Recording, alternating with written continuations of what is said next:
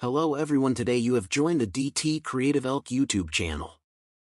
How to install the YouTube app on Windows 11.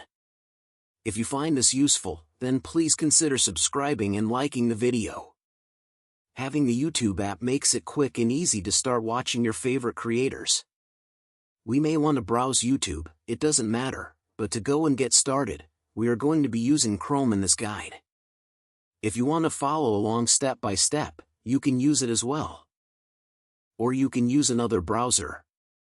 Open up the browser, and you want to go to YouTube like so. Come to the YouTube site.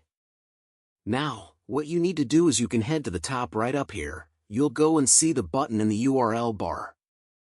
The little icon, and it'll go and say Install YouTube, so you can go and press that and press Install. Alternatively, press the three dots in the top right. Go down and find the car, save and share, and find the option Install YouTube.